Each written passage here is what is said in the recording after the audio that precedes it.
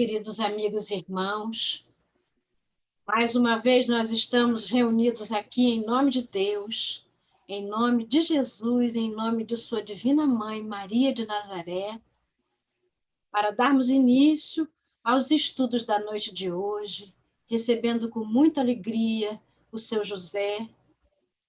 E te pedimos, Senhor, que cada um de nós que está aqui presente nessa sala, encarnados e desencarnados, recebam essa chuva de bênçãos, esse desejo profundo de cada um de nós, que toda a humanidade fique em paz, com saúde integral, que receba, Senhor, energias amorosas e salutares. E esse pouquinho, esse cadinho de luz que a gente acende nesse instante, que ele ilumine a escuridão de muitos. Sem pretensões e com muita humildade, nós te pedimos, Senhora Mãe, usa de nós, do que tiver de melhor dentro do coração de cada um de nós, e leva durante a realização desse estudo a todos os lugares onde falta, Senhor, ânimo, fé, coragem, saúde integral. E em teu nome, Mãe Divina, em nome do teu divino Filho, aquele mestre que nós estamos tentando aprender dele há tanto tempo, nós damos por iniciado nossos estudos da noite de hoje, do grupo Amor, Trabalho e Oração. Obrigada por tudo, obrigada por essa oportunidade. Louvado seja o Cristo de Deus.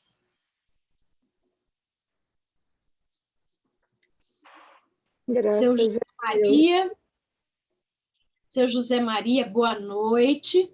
O senhor José Maria é do grupo oriundo do Grupo Espírita da Prece de Uberaba. Hoje ele vem falar para nós aqui sobre o Evangelho segundo o Espiritismo.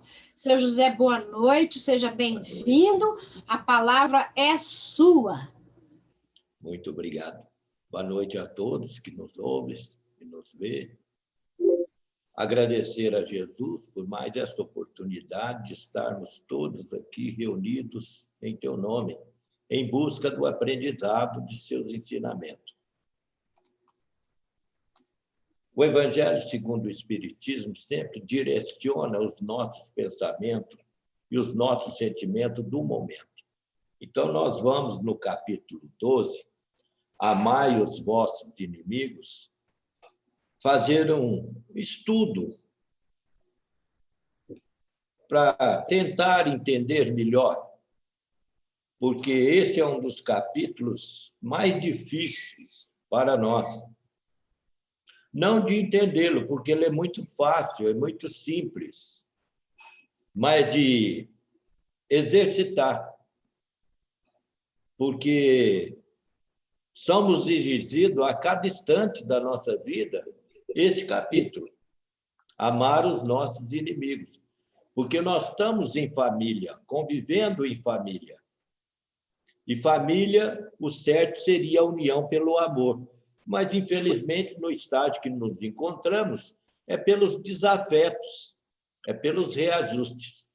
Então, ele é o pão nosso de cada dia. Por isso que ele é tão difícil assim. Mas vamos lá. Amai os vossos inimigos.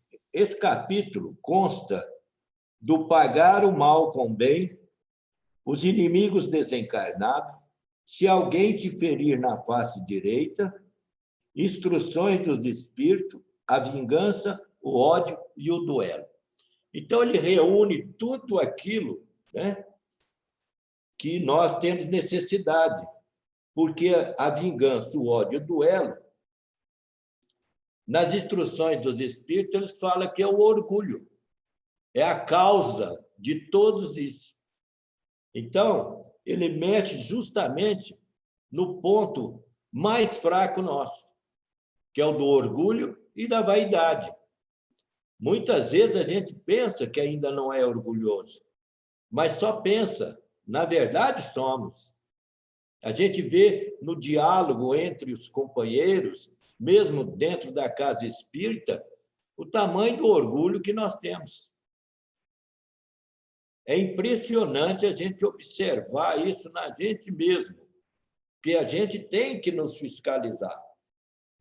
Orar e vigiar, é o conselho que eles dão, né, que Emmanuel dá para este capítulo. Orai e vigiai. Vigiar a mim mesmo, para não cair nessas tentações, porque toda hora nós caímos. É interessante porque o mal, nós pensamos o mal, quando falamos em mal, nós pensamos numa tragédia que nós vemos, né? Que o pai mata o filho mata o pai, a mãe abandona isso. Não. Nós temos que pensar melhor em nós mesmos, nas atitudes, o mal que nós fazemos. Certa feita, nós passava por um processo obsessivo, e nós buscávamos ajuda com o Tadeu lá em Araxá. Da primeira vez que eu fui, que eu conheço o Tadeu desde o início, né? Nós visitamos lá desde o início. Aí ele convidava a gente para almoçar, porque a única hora que ele tinha tempo, às vezes, de conversar com a gente era a hora do almoço dele. Então, nós íamos almoçar com ele. Aí, na primeira conversa que ele teve, ele falou: olha, Zé, começa a duvidar, porque tem tanta gente má nesse mundo. Quando ele falou isso, eu tomei um susto, falei, mas não é possível. E comecei a observar, andando na rua, vendo a atitude das pessoas, observando. Eu só vi gente má, eu não vi pessoa boa. Muitas vezes, uma mãe conversando com a outra no portão, segurando a mão do menino, solta a mão do menino, ele sai, ela corre atrás, vai lá e senta a mão no menino. Olha, isso é má, isso é maldade, isso é espírito mau. Um espírito bom, seja ele o que for, seja mãe ou não, ele não vai agredir fisicamente ninguém, nem moralmente. Então, aí eu comecei a observar, para mim poder desconfiar daquele processo que eu estava vivendo, da maldade das pessoas para comigo, dentro de uma casa espírita. O pior é isso, dentro de uma casa espírita. A maldade perfeita. Olha que coisa interessante. E eu fui descobrindo. E eu tenho um amigo de infância, que nós somos muito amigos, então ele falava assim para mim: Zé, irmão, você é doido, você dá a cara para bater. Eu falei: não, eu tenho que dar a cara para bater, que eu quero aprender. Olha que coisa. E quando eu conversei com o Tadeu, eu falei: Tadeu, e aí, como é que eu faço? Eu vou parar com as minhas... Ele falou: não, a palestra não, não pare com a palestra, continue. Então, eu ia para lá, como diz Nadir, eu pedia todos os santos para me ajudar, para me dar conta de entrar e fazer a palestra e sair. A maldade. A gente não observa em nós a maldade, ela está dentro de nós. Interessante que, poucos dias, passou uma entrevista do Chico, uma conversa do Chico com as senhoras. Eu estava lá, então eu observei. A senhora perguntou assim: Chico, de onde nós viemos? O Chico disse assim: senhora, do umbral, nós viemos do umbral. Mas e você? Falou: também. Ou a senhora acha que nós viemos do céu? Preste atenção para ver o que o Chico falou. O nosso lar, aonde se encontra? A localização dele geográfica? No umbral. Então, todos nós viemos do umbral. Você vai ler A Caminho da Luz, e Emmanuel diz assim: nós, civilização adâmica, nós, os anjos decaídos. Olha aí, os anjos decaídos. Então, o mal está dentro de nós. Por isso que eu escolhi esse capítulo, né? Pagar o mal com o bem. Ainda não conseguimos exercitar ele totalmente. Se uma pessoa vem e me ofende, eu já respondo à altura. Eu já fico nervoso. Se eu não faço, eu desejo o mal para ela. Não desejo o bem, desejo o mal.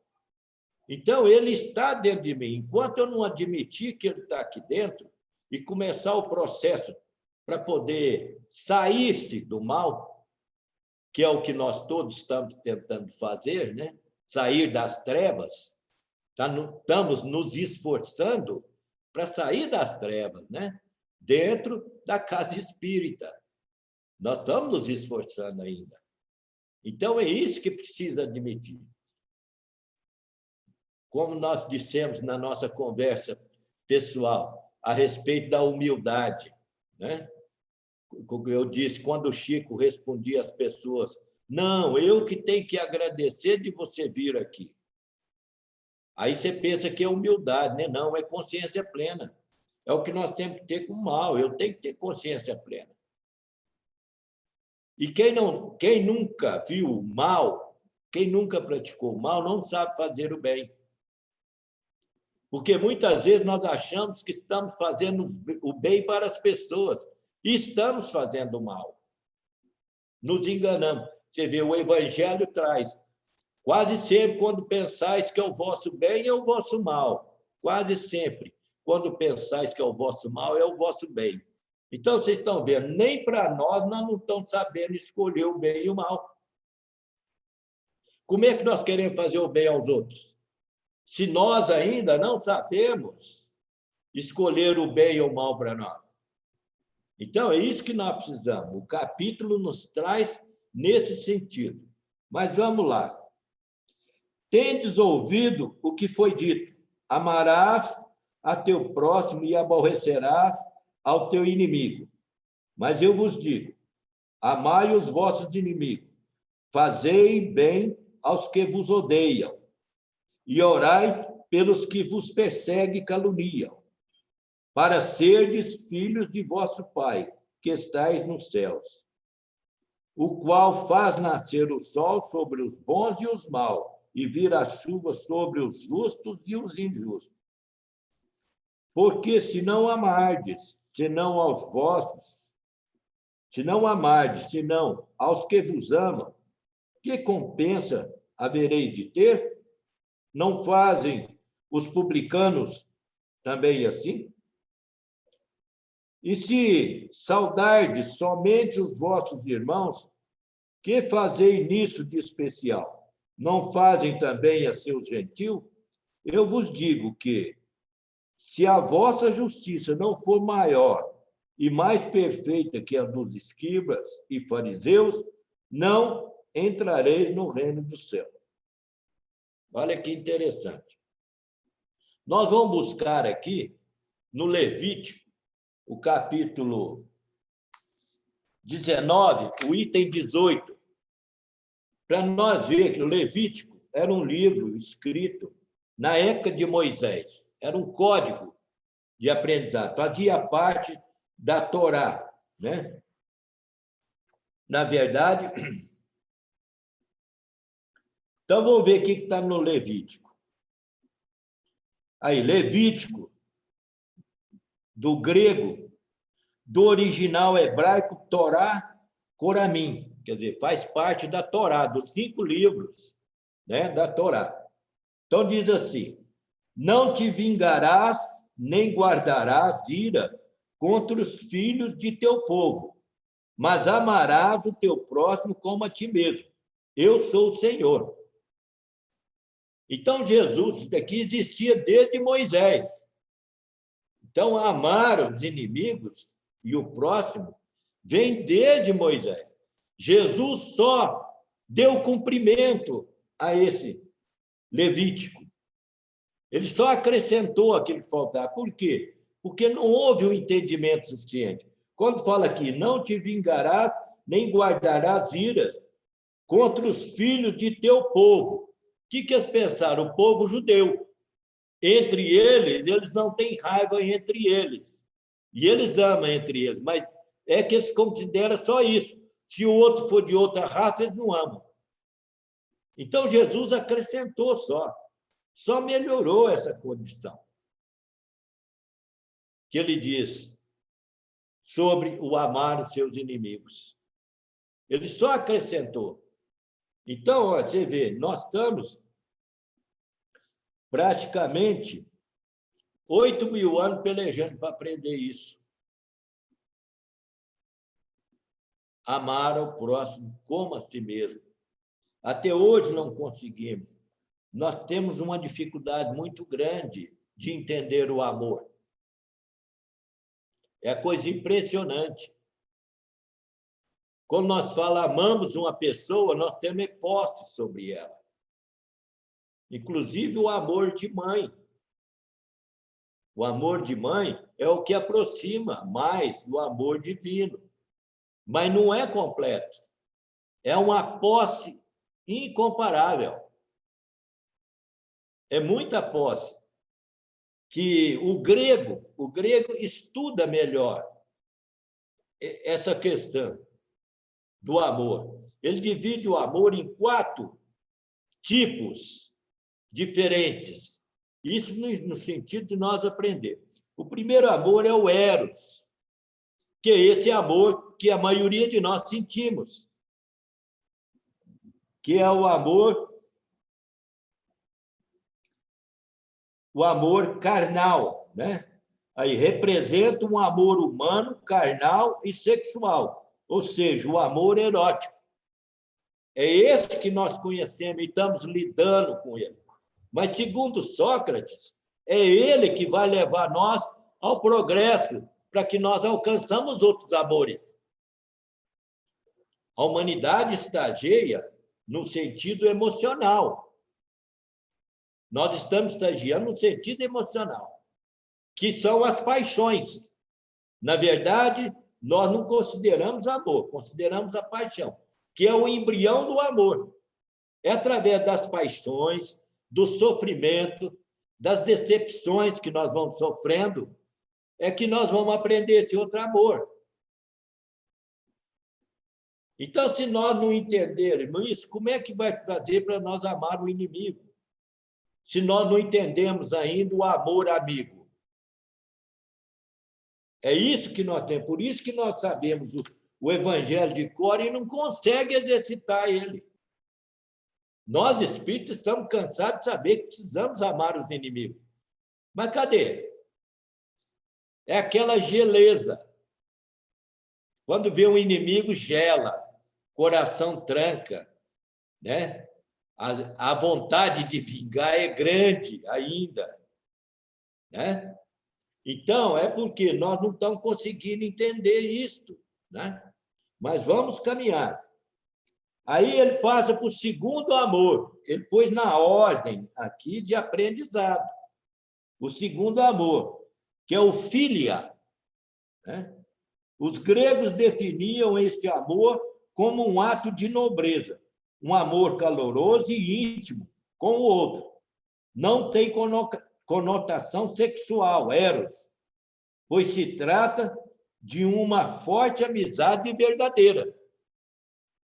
Olha aí, a outra faceta do amor é aquela de amizade, de amigo, né? De verdadeiro amigo. Aí ele passa para a terceira fase do amor. Terceira fase.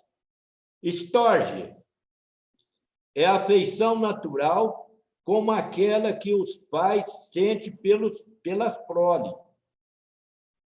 usado raramente em trabalhos antigos, e então quase exclusivamente para descrever os relacionamentos familiares, que é o storge, né? É esse relacionamento, essa afinidade familiar, né? Que nós temos. Evidentemente que não são com todos, né? Porque nós estamos encarnados num planeta de prova e expiação.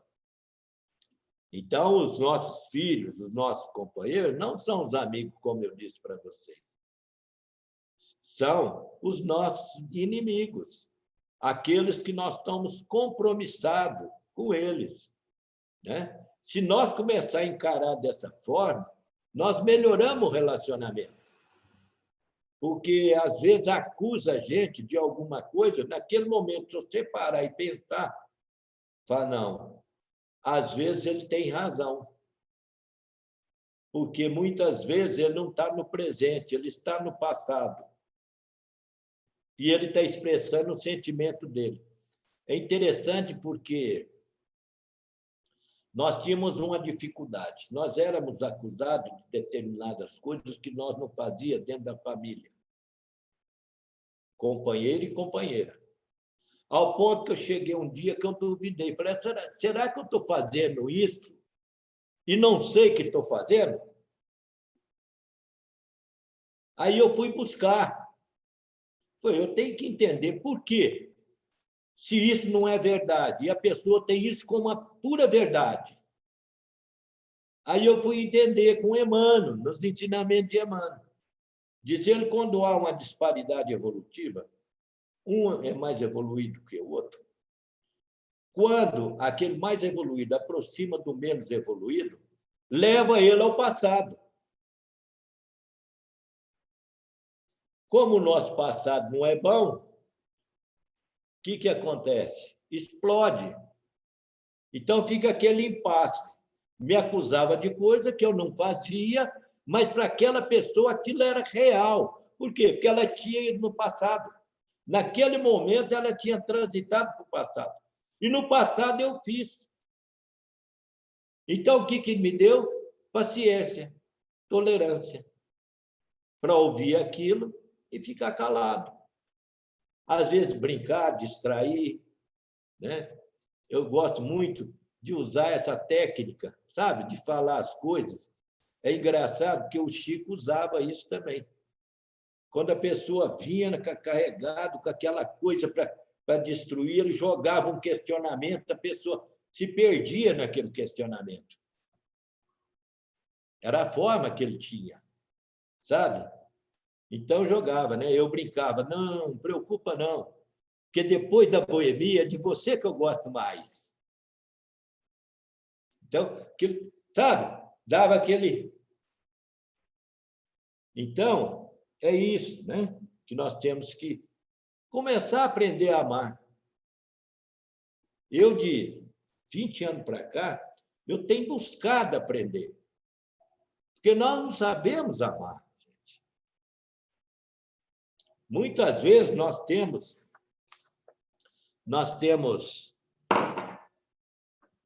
a oportunidade de amar, mas nós não sabemos. Nós não sabemos amar, porque não aprendemos. Eu ficava observando o Chico, se em 96, 97, ele ficou um ano sem ir no grupo da prece. Então, nós íamos no grupo da prece ao sábado, fazia as reuniões, e passava na casa dele, que ele pedia para nós fazer uma prece junto com ele. E um dia ele foi fazer, porque dificilmente ele fazia, sempre pedia alguém para fazer. Quando ele foi fazer, ele começou Jesus. Quando ele falou Jesus, a voz dele já estava embargada. Agradeço a presença desses espíritos familiares, de nossos companheiros que estão aqui presentes, mas as lágrimas correndo. Eu falei, gente, eu falo em Jesus 10 vezes por dia, não sinto uma emoção. Tem algo errado. Ele fala, Jesus já emocionou? Então, eu fui buscar aprender a amar. Para mim aprender a amar, eu tenho que conhecer a vida dele inteirinha. Então, eu estudo tudo que fala de Jesus, eu estudo, eu pesquiso, eu analiso, para mim poder aprender a amar, porque só ele sabe ensinar. Nenhum de nós sabemos ensinar, mas ele sabe. Então, eu tenho que me predispor a aprender a amar, para mim chegar a amar os meus inimigos, porque fatalmente eu vou deparar com eles. Já estou com alguns aqui, mas tem muito mais lá me esperando. Então, eu tenho que aprender a amar, porque senão como é que eu vou relacionar chegando lá? De que forma? Isso que eu tenho que pensar, porque muitas vezes a gente não raciocina no desencarne, principalmente nós espíritas, porque acha o desencarne tão natural, mas não raciocina nele. Diz o Chico que a gente tem que pensar pelo menos 10 minutos por dia no desencarne. Não é pensar em desencarnar, não. É pensar nele. Falar, bom, se chegar a minha hora agora, como é que eu estou? Minhas coisas estão organizadas? Será que eu deixei tudo aqui acertado para não levar a preocupação comigo? Nossa, e o fulano? Não, você precisa acertar com o fulano. Precisa conversar com ele, deixar tudo acertado. Porque nós vamos carregar isso. E isso é peso. Para o corpo físico, não é tão pesado. Mas para a alma, que está soltando o corpo físico, o pensamento é pesado. Então, eu tenho que procurar pensar nisso todos os dias para me ajeitar. Nós não estamos fazendo outra coisa aqui a não ser preparando para o desencarne. E aqueles espíritos que estão nos acompanhando estão preparando para encarnar. É uma troca de experiência. Então, eu tenho que pensar nisso, que o amor é a única lei divina. Às vezes fala as leis de Deus. Não, Deus só tem uma lei, é só uma: amor. O resto é código de aprendizado, mas a lei é única: amor, o universo inteiro. Então, é a única coisa que eu tenho que aprender. De verdade, é amar. Mas vamos lá. Emmanuel, no Consolador, na pergunta 340, pergunta: perdão e o esquecimento devem significar a mesma coisa? A resposta de Emmanuel: para a convenção do mundo, perdão significa renunciar à vingança, sem que o ofendido precise olvidar plenamente a falta do seu irmão. Está vendo? Então, para nós, na convenção nossa, o perdão é isso. É esquecer aquilo. Pronto. Entretanto, para o espírito evangelizado, perdão e esquecimento devem caminhar juntos, embora prevaleça para todos os instantes da existência a necessidade de oração e vigilância. Foi o que eu falei para vocês, oração e vigilância. Aliás, a própria lei da reencarnação nos ensina que só o esquecimento do passado pode preparar a alvorada da redenção. O esquecimento do passado. Como é que esquece o passado? Como é que faz para esquecer o passado? É impressionante isso daqui. Porque é aí que eu tenho que questionar o que eu tenho que fazer para esquecer o passado. Eu me lembro que nós estávamos na casa da Neuza, da Donda, numa reunião, e ela, de vez em quando, assim, ela recebia o espírito do Zé Grosso. Né? Vocês já ouviram falar. O Zé Grosso não é à toa, porque ele tem um vozeirão, parece um trovão, né, na hora que ele fala. Aí nós estávamos discutindo justamente isso, pagar aquilo que devemos. Né? Então, aí ele manifestou através dele assim: ô, vocês parecem que não entendem. Pagar o quê? Vocês não têm com que pagar? Vocês estão apagando o passado. Então, para mim apagar ele, quer dizer, para mim esquecer ele, eu tenho que sofrer a consequência. Eu tenho que sofrer a mesma dor que eu causei para que eu possa esquecer aquilo. Olha que impressionante. Então, nós não estamos pagando nada, não. Nós estamos apagando o nosso passado. É por ele que nós estamos aqui. Então, Emmanuel responde dessa forma: para nós, o perdão é uma coisa, mas para o espírito espiritualizado é outra coisa. É muito mais profundo. É muito mais profundo. Muita gente pede perdão a Deus, como se fosse necessário pedir perdão a Ele. Ele já nos perdoou desde que nos criou. Ele já nos perdoou. Eu tenho que pedir perdão a quem eu ofendi e buscar acertar. Quanto antes, melhor. Né? Eu fico impressionado com a vida de Paulo de Tarso. Não é à toa que ele serve de exemplo para nós toda hora. A coragem dele, ele conseguiu quitar as dívidas que ele havia feito naquela encarnação, na mesma encarnação. Na mesma encarnação, ele pagou tudo aquilo que ele estava devendo, tudo aquilo que ele fez. E consciente, ele era consciente disso.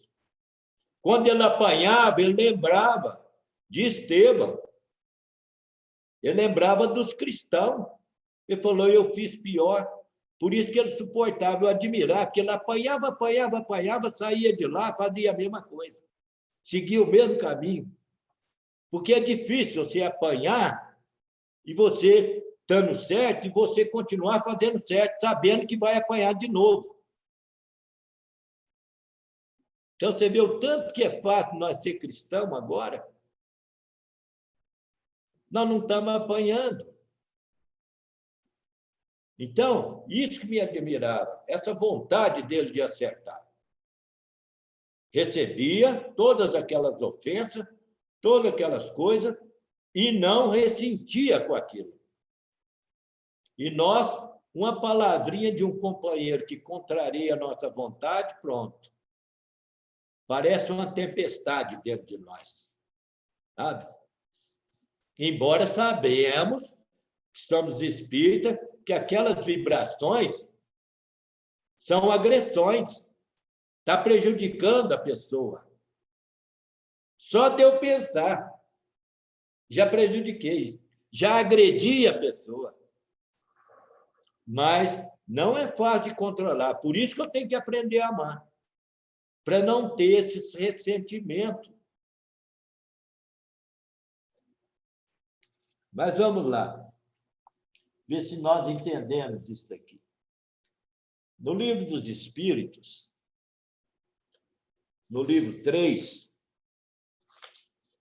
na questão 625, Allan Kardec pergunta aos espíritos: qual o tipo mais perfeito que Deus ofereceu ao homem para ele servir de guia e modelo? A resposta foi simples, né? Pequenininha. Vede Jesus. Olha, vede Jesus. Não diz Jesus, não. Ele diz vede Jesus. O que significa isso? Que eu tenho que estudar a vida dele, eu tenho que analisar, eu tenho que viver a vida dele para me aprender. Por isso que eles falam, vede. A resposta não é Jesus. Muitos espíritas dão a resposta errada. Fala Jesus. Não, é vede Jesus. É isso que eu tenho que compreender. Então, vejamos. É o ensinamento dele. Agora vamos no último amor, já que nós entendemos agora a questão do perdão, que é o ágape. Esse amor é o amor incondicional, é o amor altruísta, que não se pratica com reciprocidade, pois não faz nada por algo em troca. É o verdadeiro amor de Deus. É aquele que não espera nada, não deseja nada, simplesmente ama. Isso é fácil de entender.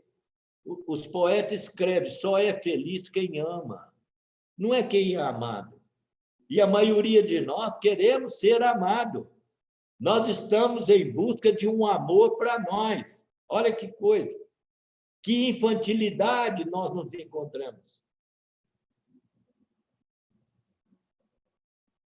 Eu que tenho que amar. Não é o outro me amar. Sou eu que tenho que amar. Porque eu amando, eu sou feliz. Só é feliz quem ama. É isso que eu tenho que aprender. Ah, mas o fulano não me ama. Olha, é problema dele, ué. Eu não, eu sou feliz, eu amo. Nós temos que chegar nesse ponto. E temos que esforçar muito para chegar até aí. Porque para chegar nesse ponto, você tem que jogar todo o orgulho, a vaidade, o egoísmo, tudo fora. Não esperar nada. Você ser feliz só por amar. Olha que beleza. Não estou na dependência de ninguém. Mas todos nós estamos procurando a alma gêmea, não é? Estamos doidos para desencarnar para encontrar ela. Como? Como que eu vou ter uma alma gêmea? Se vier uma alma gêmea de mim, não vai brigar todo dia, toda hora. Porque eu não sei amar ainda. Então, é isso. Primeiro, eu tenho que aprender essas coisas, para depois eu conseguir pagar o mal com o bem. Porque não é fácil. Isso não é fácil. Olha que é difícil de você ver. A gente pensando em nós, que hora foi que eu consegui pagar o mal com o bem? Que hora foi? Pensa na sua vida. Busca esses anos. Qual foi a hora? Aquele que já conseguiu, já deu o passo. Mas eu não encontrei na minha vida a hora que eu paguei o mal que me fizeram com o bem. Eu não revidei. Mas não desejei o bem. Se às vezes desejei com orgulho. Não foi com amor. Foi com orgulho. Né? De fazer, não, vou te desejar o bem, que é para você morrer. Então, é isso que eu preciso trabalhar em mim. Emmanuel vai dizer isso aí.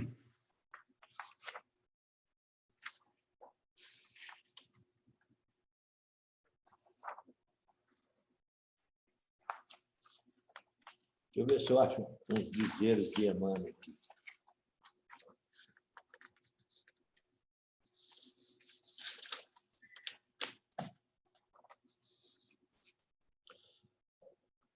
Ontem, no dia de domingo, eu faço um culto no lar e um estudo aqui com a família há muitos anos.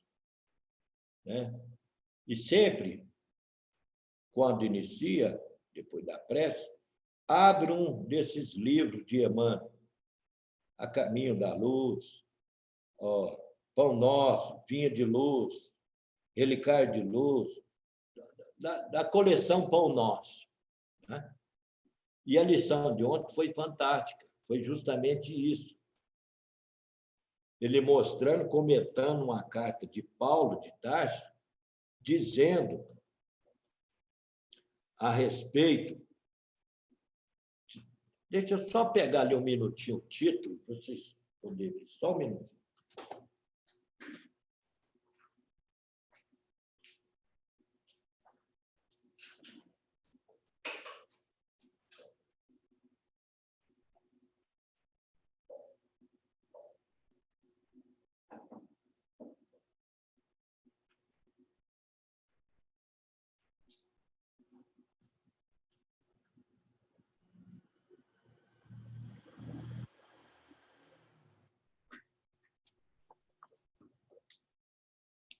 Pronto. É do livro Fonte Viva, lição 67, intitulada Modo de Sentir. Renovai-vos pelo Espírito no vosso modo de sentir.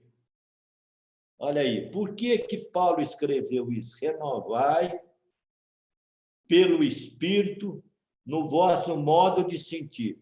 Porque nós sentíamos como humano. Nós sentimos, nosso sentimento ainda é humano. Então, ele pede para nós sentir com o quê? Com o Espírito. Aí Emmanuel comenta: há muitos séculos o homem raciocina, obediente a regras quase inalteradas, comparando fatores externos segundo velhos processos de observação. Rege a vida física, com grandes mudanças no setor das operações orgânicas fundamentais e maneja a palavra com quem usa os elementos indispensáveis à determinada construção de pedra, terra e cal. No ciclo da natureza extrema em si, as modificações em qualquer aspecto são mínimas, exceção feita ao progresso avançado nas técnicas da ciência e da indústria. No sentimento, porém, as alterações são profundas. Nos povos realmente educados, ninguém se compraz com a escravidão do semelhante. Ninguém joga impunemente com a vida do próximo e ninguém aplaude a crueldade sistemática e deliberada quanto antigamente. Oriundo do coração, o ideal da humanidade vem sublimando a mente em todos os climas do planeta. O lar e a escola, o templo e o hospital, as instituições de previdência e beneficência são filhos da sensibilidade, não do cálculo.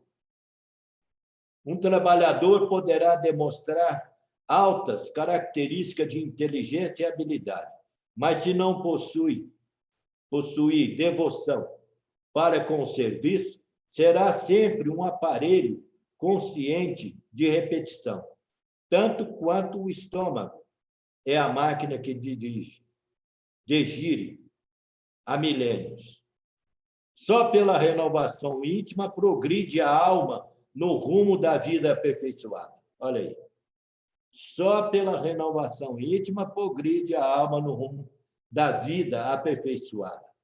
Antes do Cristo, milhares de homens e mulheres morreram na cruz. Entretanto, o madeiro do Mestre converteu-se em luz inextinguível pela qualidade de sentimento com que o crucificado se entregou ao sacrifício, influenciando a maneira de sentir das nações e dos séculos.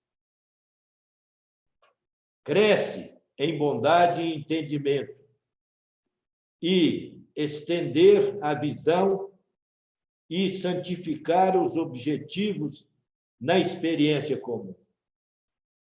Jesus veio até nós a fim de ensinar-nos, acima de tudo, que o amor é o caminho para a vida abundante.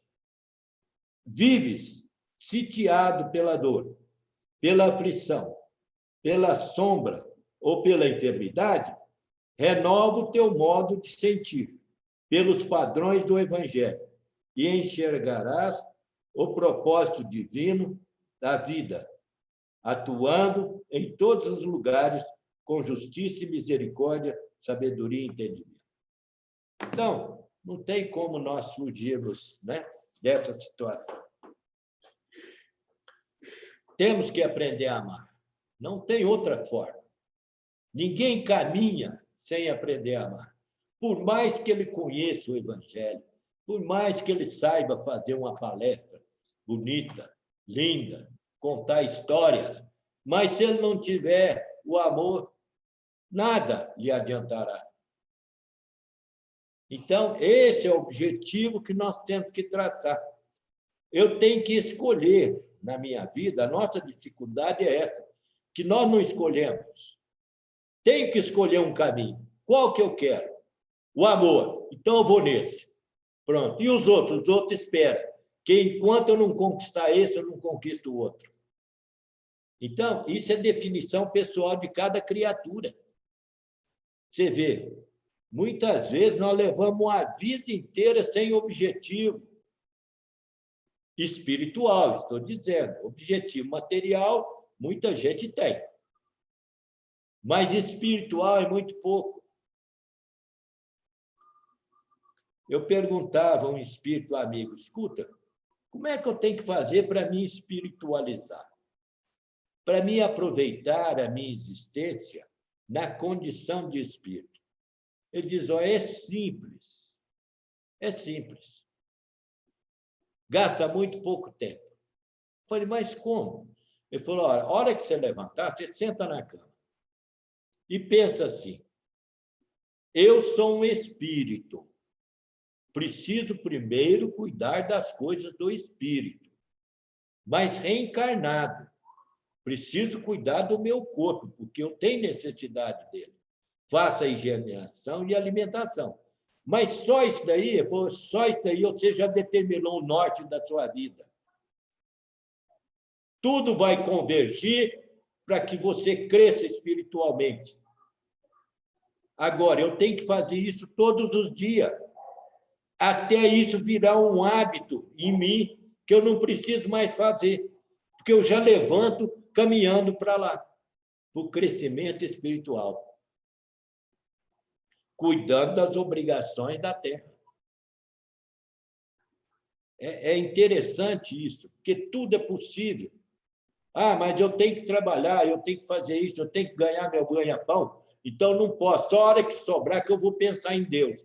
Errado. Tudo que eu fizer, eu tenho que pensar nele. O meu trabalho, eu tenho que pensar nele. Eu não posso fazer meu trabalho só com a finalidade do ganho de um salário.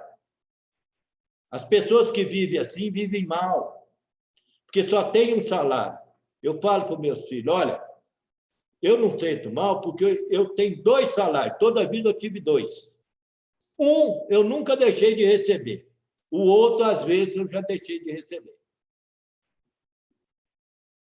Que é o prazer, a satisfação de servir, de solucionar aquele problema. Esse eu nunca deixei de receber, graças a Deus. É a minha alegria. Os outros eu já deixei de receber alguns. Né? Então, é isso que eu tenho que determinar para mim. Para depois eu chegar e amar os meus inimigos. Porque se eu não amar... É interessante, gente, eu falei para você. Pensa nisso. Eu vou desencarnar. Chegar de lá, eu tenho uma turma, né, de inimigos, evidentemente. Às vezes a pessoa chega para mim e fala assim, olha, ora para mim que eu estou com um obsessor, mas um só. Que beleza, meu filho. Agradece a Deus, porque eu tenho um punhado. Então, eu vou deparar com eles, nós todos vamos deparar. E como é que nós vamos nos acertar? É engraçado que, nesse processo obsessivo, eu vou dizer para vocês, eu tive a ajuda de muita gente. Graças a Deus, eu fiz muita amizade. Então, você tem a ajuda de companheiros. Mas foi preciso, que ninguém pode solucionar o problema obsessivo para a gente. Só a gente pode. Ninguém pode. Pode te ajudar. Pode orar, fazer prece, né? Estar com você, presente, te animando. Isso pode. Mas resolver, só eu. E foi um médium lá de Tuiutaba que me disse. Ele disse assim, olha, você é espírita, né? Eu falei, sou. Ele falou, você vai fazer o seguinte, o seu problema é um problema com ancestral. Não é parente, é ancestral. Isso lá, sei lá que época para trás. Então, você vai fazer como se fosse o culto no lar, todos os dias, durante 90 dias. Você escolhe um horário, entra no quarto, fecha a porta e você sozinho. Abre o evangelho, lê e faz. Como se fosse uma desobsessão. Olha aí. E eu fiz. E comecei a conversar. Né? O meu diálogo principal com eles foi o seguinte, olha, saber que eu devo, eu sei que devo. O pior é que eu tinha consciência do que era. Só que eu não tenho nessa existência com o que devolver para vocês. Mas vocês me conhecem. Eu tive 9 filhos. Para mim ter mais 9, eu não mudo a camisa. Recebo com o maior carinho, com o maior amor. E dou conta. Ainda vou falar para vocês que dou conta. Mas acontece que está na mão de Deus. Não está na minha nem na sua. Se ele consentir, eu recebo vocês. Porque ele tem que me dar a condição de eu devolver para vocês aquilo que eu tirei.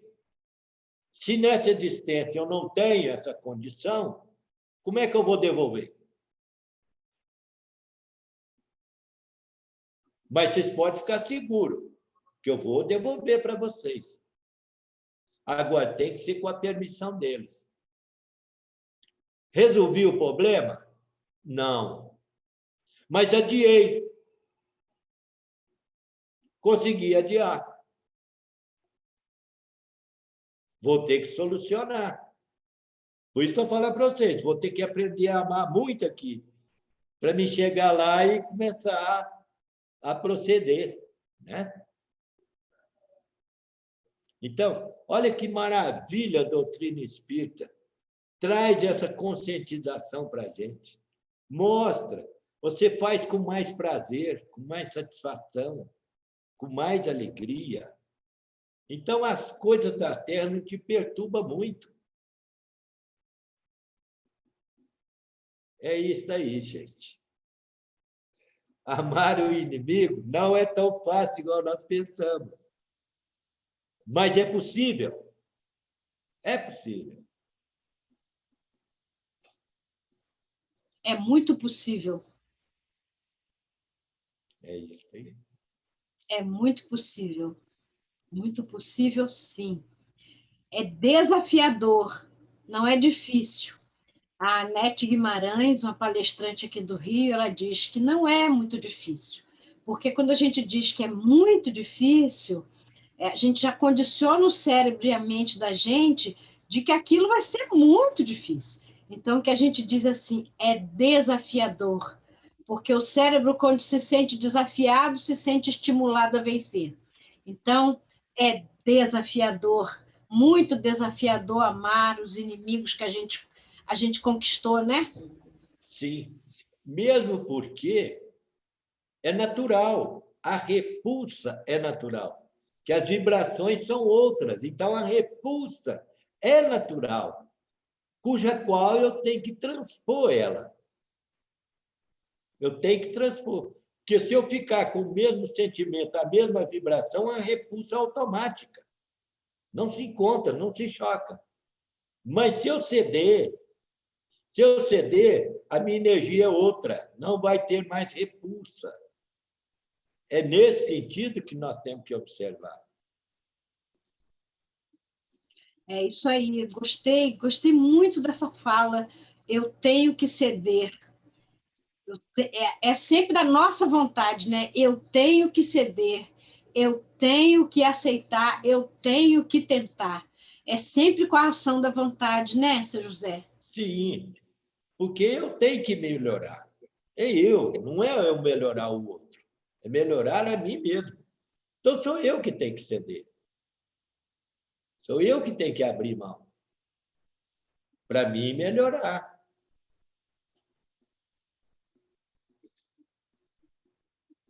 E é tão bom quando a gente consegue fazer isso.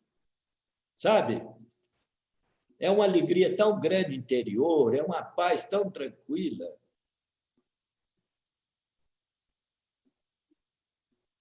É isso aí, gente. É isso aí. Então, vamos na luta.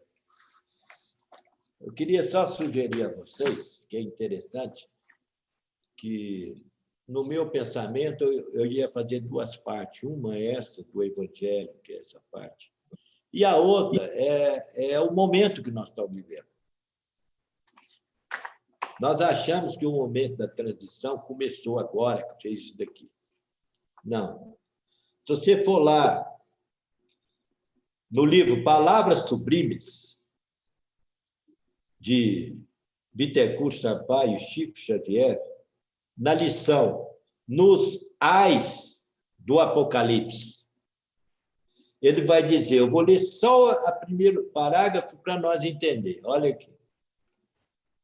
Não é debalde que se vos tenha anunciado das alturas serem chegados tempos preditos pelo Cristo, pelo Cordeiro Divino, para o estabelecimento da verdade entre os homens. Olha aí. Isso foi escrito em que época? Eu não tenho aqui, mas parece que foi em 1940. Há muito tempo começou a transição, né? Sim, eu acredito, no meu ponto de vista, desde o advento da doutrina dos espíritos. Esse foi o primeiro processo, né, de transformação.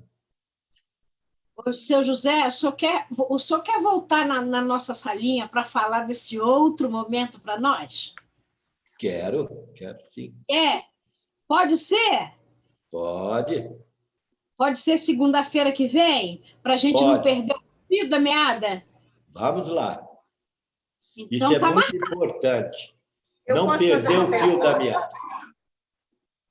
Fala, Valéria. Eu queria que ele falasse sobre como é que era que Chico falava para vocês sobre o amor. Quando ele falava, porque ele falava muito sobre amor, como é que era vocês lá? Só vocês lá. Deixa eu dizer, o Chico não havia necessidade de falar no amor. Ele era o amor em pessoa. Sim, sim. Ele não falava, ele amava. Ele recebia a gente, vou falar para vocês, como se a gente fosse o santo. Eu ficava admirado com aquilo que eu chegava lá, ele me recebia com tanta alegria, com tanta satisfação, que eu ficava envergonhado.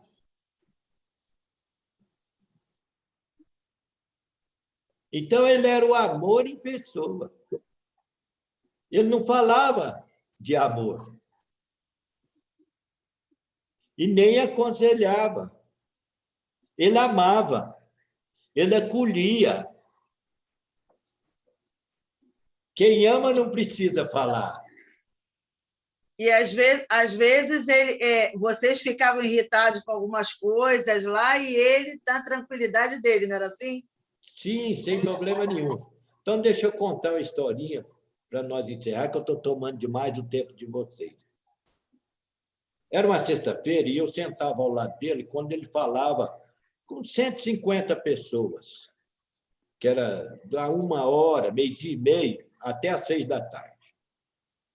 E tinha uma senhora de uma caravana, de uma casa espírita, que interrompia a filha e fazia uma pergunta para ele. As primeiras perguntas, eu pensava assim, nossa, mas ela disse que é médium.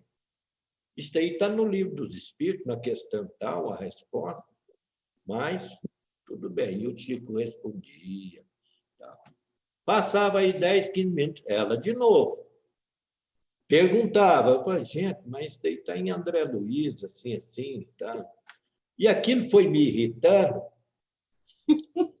E eu falei assim, gente, não, eu vou sair ali fora, vou pitar um cigarrinho, acalmar, depois eu venho, porque eu já estou atrapalhando com a minha irritação. Aí levantei, saí, tomei um ar lá fora, voltei, sentei, e eu pus o braço assim. O Chico sentava numa carteira de aluno que tinha quebrado. Ele apoiava a mão assim, para segurar a prancheta, e escrevia assim. E eu encostei no cotovelo dele. Aí, de repente, eu falei, gente, não estou atrapalhando. Ele fui tirando o braço devagarzinho. Olha a minha inocente. Devagarzinho, tirei. Aí ele olhou para mim e disse assim, olha, meu Zé, não tira o braço daí não, meu filho.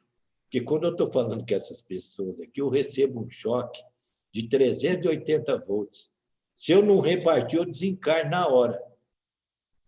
Tá. Aí passou a sexta-feira, veio o sábado, peregrinação à tarde, à noite a reunião, e no final da reunião, lá para as 2h da manhã, o Jerônimo de Tuiutaba estava presente na casa E ele ficava numa maca, não dava para passar na porta. Aí o Chico ia lá fora despedir dele. Então, nós fomos lá, era uns 10 minutos de conversa, muito boa. Quando nós vinha voltando, eu me lembro como se fosse hoje, um jovem casal de Goiânia, com a filhinha de uns 3 aninhos, mais ou menos, diz assim: Chico, o maior sonho da minha filha é tirar uma foto com você. Eu sou maldoso, né? Eu olhei e falei: nossa senhora, mas como que uma menina vai ter o desejo de tirar foto com o Chico, de 3 anos? Você é a mãe vaidosa, né? Mas tudo bem. E nós estávamos de braço dado com o Chico. Eu de um lado, o Tipê do outro. Por quê? Porque o Chico já estava com dificuldade de locomover nos membros, né? Eu falei: bom, ele não vai dar conta. Então, eu faço o seguinte: eu pego a menina no colo, suspendo ela perto dele e tiro o corpo, porque eu não tenho nada que sair nessa foto. E fiz assim para soltar o braço dele. Ele segurou meu braço e diz assim: pois é, Zé, quando a gente tem um amigo que não está à altura da gente, a gente não pode querer que ele suba até onde a gente se encontra. A gente tem que descer aonde ele está. E ajoelhou e tirou a foto com a menina, respondendo às minhas inquirições da sexta-feira. Porque eu pensei assim: gente, aonde o Chico arruma tanta paciência para suportar isso? Olha isso. Então, o que ele fazia? Ele descia ao nível da pessoa. E nós estamos querendo que as pessoas subam no nosso conhecimento, na nossa vivência, na nossa experiência. Enquanto é nós que temos que descer. Aí eu fui dando fruto a esse pensamento do Chico. Falei: nossa, não é que ele tem razão? O que Jesus fez com nós? Ele podia lá das alturas falar: ó, aqui que vocês têm que chegar, ó, sobe aqui. Subir de que jeito? O que ele fez? Desceu e nos impulsionou para lá. Então, assim que a gente tem que agir com os outros, os companheiros. Muitas vezes as pessoas ouvem uma palestra, criticam tanto. Não pode. Que atitude é essa de eu ver um palestrante falar e criticar ele? Não, eu tenho que ajudar ele. Não criticar. Eu tenho que daqui pensar forte, vibrar, como diz vocês na doutrina espírita, forte para ele acertar. Se possível, eu falar aqui no meu pensamento para que ele possa ter a oportunidade de ouvir de lá e mudar o rumo da conversa dele. Isso já aconteceu muitas vezes. Vejo nos trabalhos de obsessão um médium passando dificuldade no esclarecimento e os outros criticando. Olha, sai lá fora, você viu fulano? O que aconteceu? Não, naquela hora ali, eu tenho que vibrar. Quantas vezes eu já vibrei e conversei com o próprio espírito que estava encarnado em pensamento e solucionou o problema? Só no pensamento, porque ele é espírito, ele está me ouvindo, o meu pensamento. Se eu direcionar para ele, ajuda o companheiro que está tendo dificuldade. Então, eu faço. Como é que eu vou amar os inimigos se eu não amo nem os amigos? É verdade, seu José. Olha, depois dessa lição aqui, que eu estou aqui impactada com essa lição do Chico aí, que o senhor teve a honra de estar do lado dele e receber também, e agora está aqui passando para nós, eu gostaria de pedir, se o senhor ratificar o convite para a semana que vem, para a gente continuar conversando sobre esse assunto da transição planetária, da pandemia, e pedir para o senhor fazer a nossa prece para encerrar o nosso trabalho. O senhor pode fazer?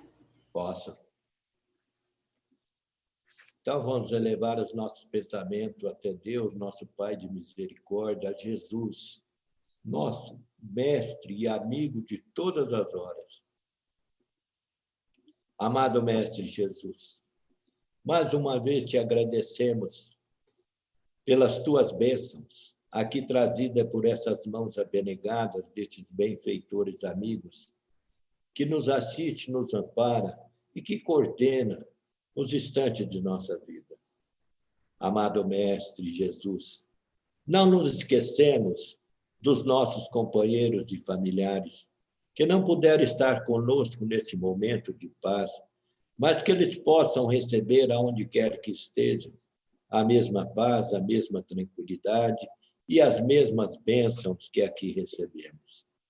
Amado Mestre Jesus, não nos esquecemos dos nossos irmãos outros, que sofrem mais do que nós, matriculados nos leitos dos hospitais, das casas de saúde, das casas de tratamento mentais, dos orfanatos, dos asilos, das creches, das cadeias públicas, das penitenciárias, de nossos irmãos andarilhos, Senhor, que perderam o sentido da vida e vivem debaixo das marquises sobre as intempéries do tempo, sem o teto, sem o pão, sem o agasalho. Ajuda-nos, Senhor, a conscientizar do nosso real dever de ampararmos uns aos outros e efetivamente fazer algo para amenizar o sofrimento desses nossos irmãos. Amado Mestre Jesus, em especial pedimos, Senhor, para todos os colaboradores dessa pandemia, os médicos, os enfermeiros, os auxiliares, os técnicos, a recepção, o transporte, a limpeza, a segurança, para que eles continuem, Senhor, encorajados em amenizar o nosso sofrimento. Amado Mestre Jesus, com esses pensamentos e com esses desejos, é que queremos dar da nossa parte por encerrado essa reunião dessa noite. Agradecendo, Senhor, a todos aqueles que colaboraram conosco, principalmente o mundo espiritual que tem nos auxiliado. Amado Mestre Jesus, em teu nome, em nome de Deus Pai Todo-Poderoso, e sob o manto protetor da nossa Mãe Santíssima, queremos dar da nossa parte por encerrado, porque vós sois para nós o amor, a paz, a alegria, para sempre. Que assim seja. Que assim seja. Que assim seja. Graças a Deus. Seu José, Nossa Senhora, o Senhor